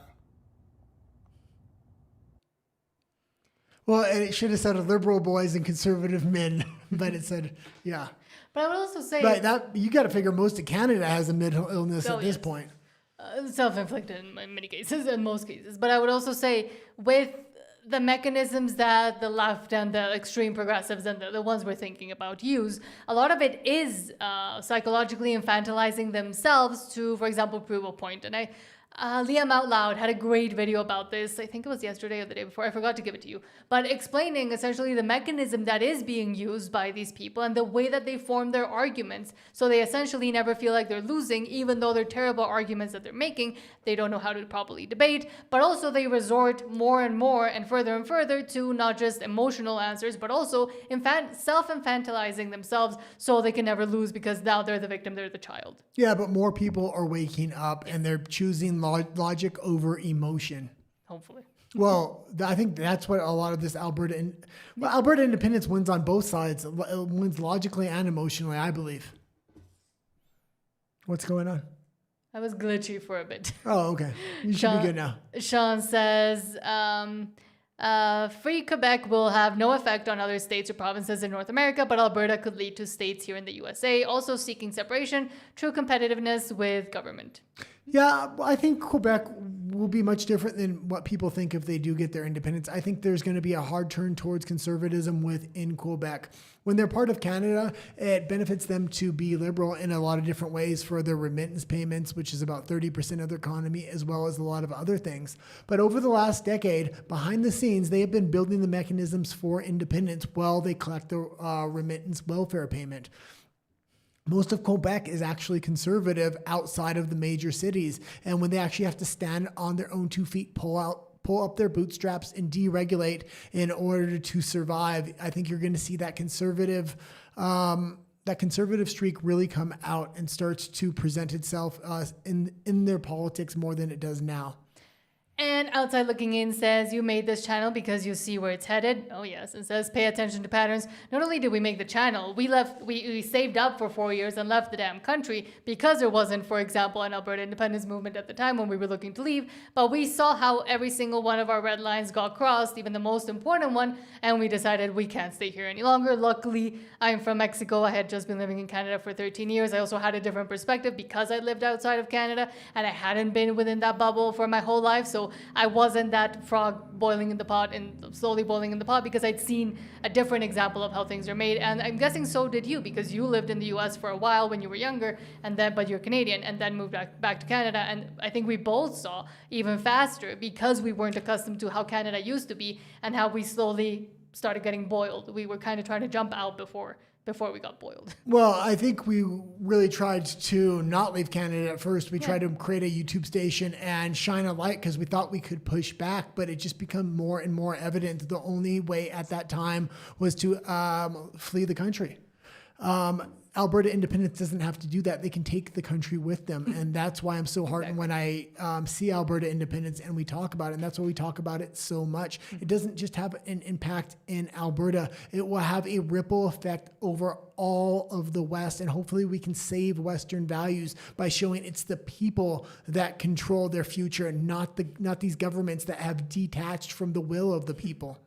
And also because we knew that if we stayed, we wouldn't be able to continue to have as much free speech, at least regarding Canada, as we do elsewhere. Sean, thank you so much, because apparently Guy doesn't know this. Sean says, Guy, you don't count the shower. Exactly, the shower never counts. When you're getting ready, shower doesn't count. That's just like a moot step. You have to do that. It counts when it's an hour. It doesn't. It's not an hour, and it doesn't count. Yeah, it does. No, it doesn't. Sean says, so true about propaganda at schools. I read up on a few educational teaching handouts about the 8 nations. Outside Looking In says the Prime Minister-elect... Well, hold on. One thing even worse than schools is summer schools now, or these camps they're having, these communist camps that we talked about. Berta Proud Dad made the video about communist summer camps within Alberta. Absolutely ridiculous this is happening. Mm-hmm. And hold on. Philip Espas... No, hold on. Where were we? Because I got lost in the other comments now. Philip Espa says, did you hear that PP shills, or Pierre Poilievre shills, are claiming Brian Lilly did a hit piece on him for advising PP to stop picking unnecessary fights? Federalist conservatives are just as bad as elbows up supporters. Yes, and I've been saying this for, years now. Well, there's a lot of things going on behind the scenes right now. Yeah. There's multiple players. There's multiple players attempting to oust Pierre Poilievre, get a leadership review on Poilievre. That's why they want more conservative MPs to either step down or cross the floor so they can get that leadership review. The main three people is Doug Ford, his campaign manager, as well as Jason Kenney. Jason Kenney and Doug Ford are both trying to replace Poilievre. Both are extremely weak. Conservatives on a national level won't get behind them, but if they manage to pull this off, it would lead way to Danielle Smith ousting them. I believe she has her sights set on Ottawa. She's playing friendly with all the players and just rubbing her hands, waiting for her opportunity to take that leadership spot. She won't take it from Poilievre, but she will take it from a Ford or Kenney if they manage to successfully oust Poilievre. Vespa says he's picking fights with Alberta independents. Federalist conservatives are turning into lunatics. This is not Warren Kinsella they are attacking. Federal conservatives should 100% be behind Alberta independence. It's all the same first principles, but it's led by the people themselves trying to enact change rather than a politician. For some reason, they're not, and maybe that's because they understand they'll never win a federal election again if Alberta leaves. But what they haven't realized is conservatives are fleeing the country in mass every single year. I think they lost that critical mass on a federal level to win a federal election. Alberta independence hasn't. We are the most conservative province, and even with people leaving, we still have that critical mass where we can vote for our independence and gain our freedom. P. Griswold says, bah, boomer media is dying and Gen X doesn't care. This is also the best place to make Gen X care. The media, I'm guessing. And I would say on the media thing, yes, and I'm sure when you mean boomer media, you're thinking about the mainstream propagandist machine, specifically within Canada, but also in the US and even here in Mexico. And then I would point Gen X media as which does exist, and independent media. And in Canada, we have an issue with, I dare to say that independent media might not have that harder edge that does attract the younger people, like the actual Gen Zs and Gen Alphas and the other ones, the newer generations, even the millennials now, where we see that strategy has worked in the US, has worked in Europe, has worked in, where else? Here in Mexico even, a harder edge to independent media, I think, is needed, especially within Alberta independence. Yeah, I had to actually talk to you about something because they were sending emails out to most news content creators that were independent within the UK because they changed legislation. So YouTube is going to now be pushing mainstream news outlets over independent media. Canada is definitely next. The legislation's already kind of there. The mechanisms are currently being built, so it's only a matter of time. I think that what's going to end up happening there, when you create a YouTube station, you file as news. A lot of people are going to start filing as entertainment. We are on as entertainment. Yeah, I know, but that's. I think that's the way maybe around it for now. But I also know that on TikTok, Instagram, all the short form content things, which is where most of the younger generation lives right now, a lot of people do a mix of both. So do news, but it's also entertainment, but it's also so being able to, and has that harder edge to it. Yeah. So I think that is what's going to start being the new mode of media, especially to attract younger and newer eyes. And that might not be as amenable, I would say, to the boomer generation that does watch independent media, but that is looking for a softer way of saying things or doing things. Silverfeet says, hello, says, guy looks lovely today. Yes, and I told him. I always tell him. Okay, now let's actually, she never tells me. I always tell you. Now let's actually go to Alberta's Although Canada. you did buy me some pistachios. Those were fantastic. And chocolate. Yeah. Let's go to Alberta's Canada.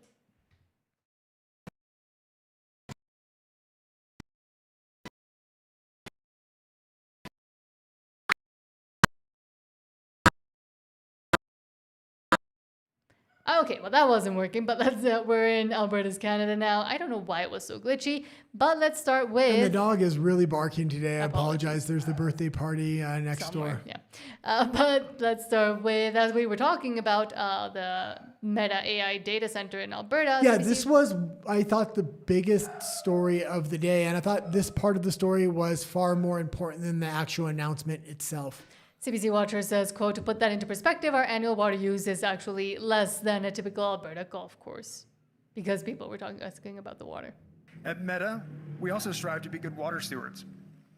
We're proud to minimize water use in our data centers by design from the start. We use water as efficiently as possible in our operations. For this data center, we plan to use a water-efficient, closed-loop liquid cooling system, which uses dry cooling for the rest of the data center. As a result, the cooling system requires no operational water. The on-site water use is limited to domestic uses, fire protection systems, and some equipment maintenance applications.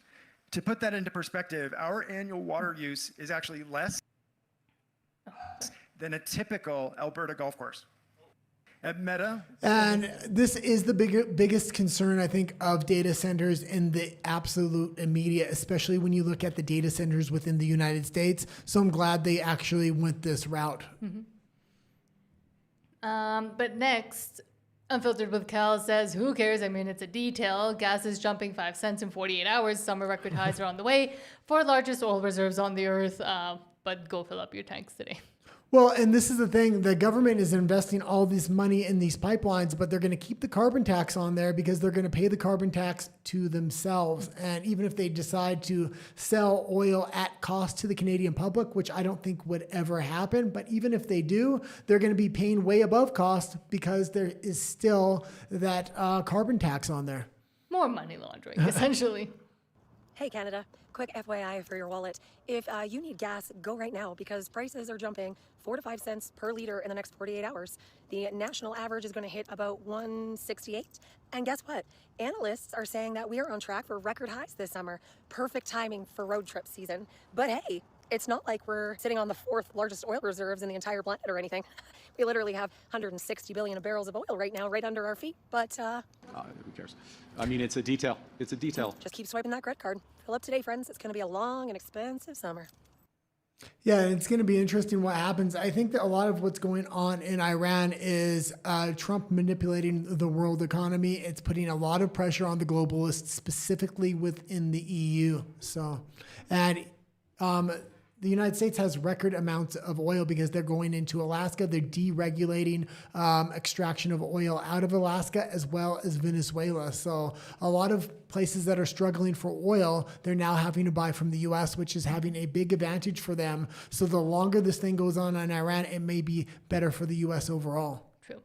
And he's definitely not going to do a full-on land invasion in Iran. A lot of people underestimate and don't know the ins and outs of the Iranian military. It's extremely complex. A lot of other militaries now are actually emulating the Iranian structure. They're the ones that invented a lot of the decentralized structure and protocols and things like that. I've been looking into it quite a bit the last few days.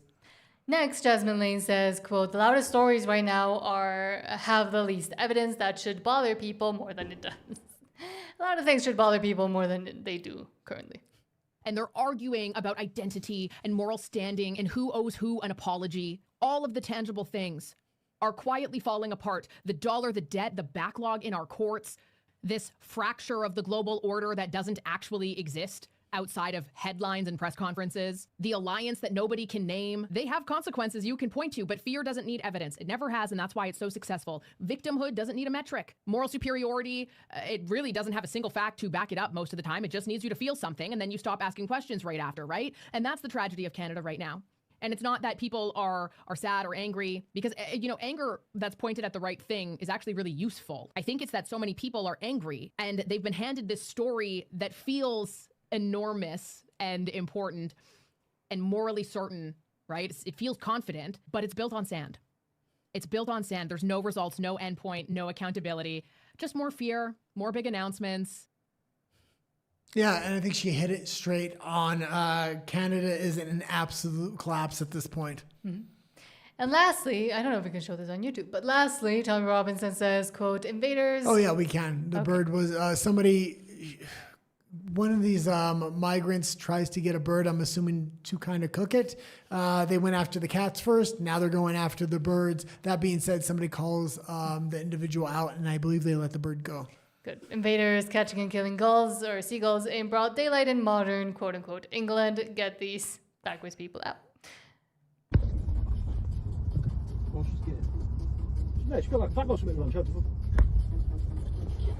She's got it. Probably broke a wing. She's got it.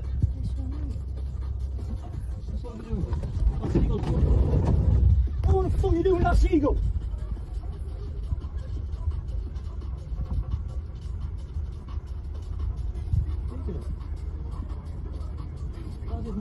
No shit. Hey, let him go.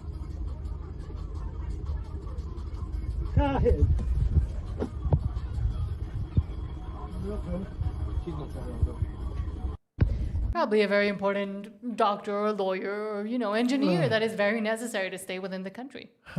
And whose culture is completely compatible with the one we've lived under for the past, few centuries. Well, all centuries. We used to live in downtown Vancouver, and I used to have a friend. He was from, where was he from? I think he was Kurdish.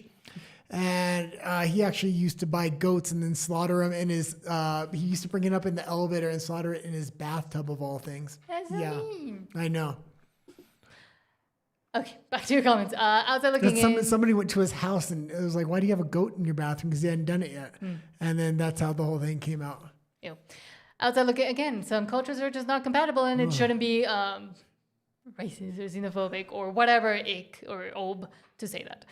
Outside looking in says every Senate seat is selected by the Prime Minister in Canada. Exactly. Well, and it looks like he's using that power to get Conservatives to step down and then offer him Senate seats. I don't think this is going to be the only one, the most recent gentleman that stepped down. Sean says, Guy is the voice of the people. Sometimes. Sean says they want to get rid of pee-pee. They need to do an Apple eat-off. Yes. Outside looking in says... I usually don't care to talk this much, but thank you for being here and talking to us. Yeah, and I just don't see how Doug Ford or Jason Kenney, along with his campaign manager, are going to oust Pierre Poilievre thinking they can take the spot. I mean, if anybody was going to do it, Danielle Smith is the only person within Canada that would be able to pull it off. She's not going to go directly for Poilievre. She's smart enough to let Doug Ford do it first and then go after Ford afterwards. Pete says the closed loop systems are proven, they work, and says pay $2 a liter in Calgary today. Full disclosure, my bikes only run on super. Yeah, there should be absolutely no taxes. It should be at cost for all Albertan citizens for oil and natural gas once they get their independence. Yes. Robinson says Federalists are now Feddies, so we can call them Feddies, I guess. Where are we? Pete says, let the wolves go. It's part of the ambiance. Pete Griswold says, play thunder sounds because, who was it? I think Sean says that he missed the thunder sounds. Oh, God. You went out at one point today, and it wasn't raining over here, but it was the loudest thunder. It shook the entire building, and I thought it was storming. It had to be storming outside. No, it was storming where I was, about 15, 20 minutes away from where we actually are, and I got so drenched, like a monsoon, essentially. Also why I had to re-dry my hair. Rage Against the Machine says... about the bikes. Philip Espa says, I don't see any evidence of Muslim women being oppressed. I saw a pool of defenseless seagulls having one of its wings ripped off. Well, and remember all the stories coming out of Michigan about the cats as well. But then it's racist, xenophobic to point it out. Well, and then they change laws in certain areas within the UK so you can't have dogs because they don't like dogs. They don't like dogs. Which dogs are essentially like one of the main things about British culture. They're incredibly important to British culture for centuries. And I will say the next section is going to be Alberta and the world, but after that we're going to go to RUMBLE, and Todd's email is the first thing we're going to play. A video he sent us. We couldn't play it on YouTube because it was a little bit the language was racy. Too racy. Okay, let's go to Alberta and the world.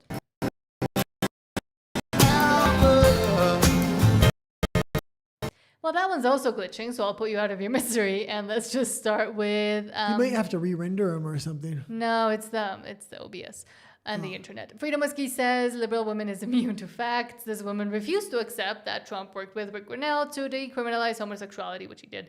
And didn't believe me when I told her the Secretary of the Treasury, Scott Bessent, is gay. They can't even accept facts. Yeah, and I'll say... when we went to CPAC Mexico, we actually got to meet Rick Grinnell. He was absolutely fantastic. I didn't know who he was before that. He was he was the head of the CIA, or temporary head of the CIA, for a little while under the first Trump administration. He has not as big of a title in the second administration, but he's absolutely fantastic. I was shocked at some of the things that he was talking about at CPAC. They were trying to negotiate a deal with Venezuela for the president to step down for immunity at that point. During the first presidency. During the first presidency, yeah. He also has a gay secretary of... Why not? Why'd you wear MAGA red? We should make America great again. Yes, we should. Why? Why do you support Trump? Because we need to make America great again. Amen. She does not stand with Trump at all. Well, why? Because I have a gay child and I have 2 daughters. Yeah. So Donald Trump actually has worked with Rick Grinnell to decriminalize homosexuality throughout the world.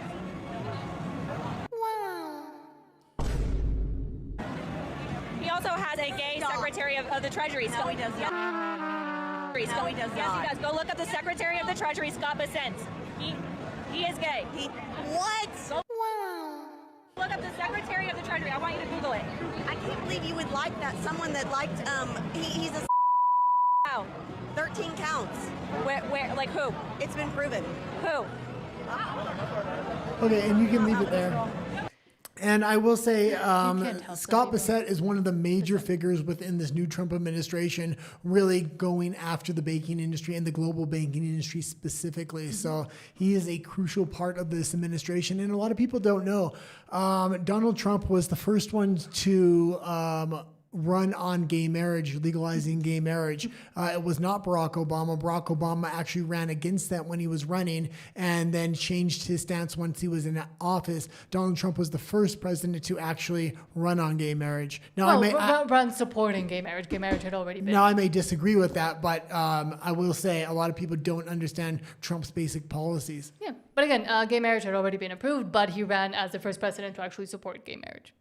Okay, next. Valerie Ann Smith says the biggest heist in American history exposed. The Federal Reserve just confirmed it. U.S. NGOs are sitting on $14.2 trillion in combined assets, your tax money. That's more than the entire GDP of India, Japan, and Germany combined. And it wasn't approved. Yeah. Not across every state. That's the thing. Yes. No, Supreme Court. Certain, yeah, but not 2009. Not when he ran on it. Okay, let's just keep going. He ran on 2015. I'll show you after. I'm sure I'm right. Okay, let's watch this. The Federal Reserve has revealed that U.S. NGOs have more in assets than the combined 2025 GDP estimates for Japan, Germany, and India combined. India and Japan's GDP each just over $4 trillion, Germany $5 trillion, about $13.5 trillion together. Guess what? The combined assets held by U.S. NGOs equals $14.2 trillion of your tax money and that of your children and grandchildren and great-great-great-great-great-grandchildren. Ever wonder why everything is so absolutely unaffordable today? It's not actually rocket science. Government has forgotten the fundamental reasons for which it was formed, to serve and protect our civil liberties. It has inverted the entire formula and decided that we are the ones here to serve, to work, and through our individual labors to support their desires and the behemoth of a bureaucracy that has emanated from those desires. Yeah, and this is one of the big reasons I actually like Bruce Party's constitutional system and what he's proposing. Put as little power in the government as possible. And it's not just the United States that are funding these NGOs. This is just a way to launder money. The Canadian government is giving out billions of dollars. But next, Eric Doherty says, quote, wow, President Trump dropped this gem from Marco Rubio calling the rise of communism years ago. And this can be the last story for this. Okay. Socialism sounds benign, but at the core of democratic socialism is Marxism. And at the core of Marxism is this fake offer that if you turn over more of your individual freedom, we're going to provide you security. We're going to provide you free healthcare. We're going to provide you free education. But the problem is that when they can't deliver on it or when you're not happy with it, you don't get your freedoms back. And by freedoms, I don't just mean elections. I'm talking about the right to choose your own doctor, the right to make healthcare decisions for yourself, what your kids learn in school, what schools they go to. All that stuff you lose control over, and you don't get it back just because the security they promised you didn't happen. So that's what we're on the verge of having to decide here in this country. It's a reason why people flee countries that have this stuff. It's a big deal for America, and I hope people start waking up to that reality. Socialism sounds... And that's exactly what we're trying to decide in Alberta. But as we're trying to decide that and have this non-binding referendum and then go into the binding referendum, Danielle Smith is signing over the sovereignties of the natural resource sector as well as a lot of other sectors. That's why she needs a leadership review. We need a leader that's not going to sign our sovereignties away through MOUs and then claiming that she's giving us our freedoms. No, she's taking them away. But thank you so much to Rage Against the Machine for the $5 super chat saying, you. I have learned that fear spreads faster than fire, but courage spreads farther when witnessed. Let's effing go, Alberta. Yes, Absolutely. Exactly. And now we'll get into the rest of your comments, and then we'll head over to RUMBLE, where Todd, actually one of our subscribers, sent us a video that he recently took with a... It's interesting. We'll just watch it then.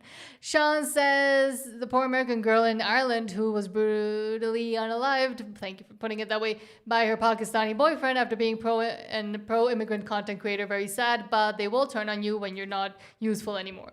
Yes, and if you haven't seen that story, I'm sure we can bring it up tomorrow probably. Yeah, you were telling me about that before the show, actually. Forgot her name. Okay. Michael Drader says, who in their right mind would want to consume a seagull? That's right up there with enjoying a vulture or a raven. Or a rat. Or a cat. I mean, they're flying rats. So I thought the cats were worse than the seagulls going after house pets. Dogs as well. Sean says, first president who supported gay marriage as part of his 2016 campaign. Thank you. That's what I said. That's what I said. No, you said he supported the approval of it. It had already been approved. I think it was 2011. Okay, I said the date wrong. Let's continue to go here. Sean says Hillary Clinton opposed gay marriage. Exactly. And so did Barack Obama. Yeah, and so did Barack Obama. Sean says, guy is right. I should know I campaigned for gay marriage in 2008 during the Prop 8 campaign. I remember that one in California and disagreed with the route taken to use the courts to achieve what wasn't won in an election. But again, it was approved by the Supreme Court in 2011. We're going to go into it. We're going to go into it after the show now. Stephen Jensen says, that's so true. Well said. Not sure about which part, but I'm right. Should I just look it up? No, I want to do it after the show. Let's Why? continue. Because you're going to be wrong? Yeah, no, let's continue to go. Oh, he's scared. Okay, let's go. As it often happens. Okay, let's go. I'm so scared of little Nat. Yeah, apparently.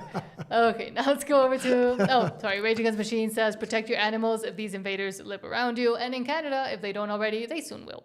Okay, now let's actually go to RUMBLE, because again, Todd's video is a bit too spicy, but it is worth watching it. So follow us over there. Please don't forget to subscribe. It really does help us out. We'll see you there in about 30 seconds. Let's get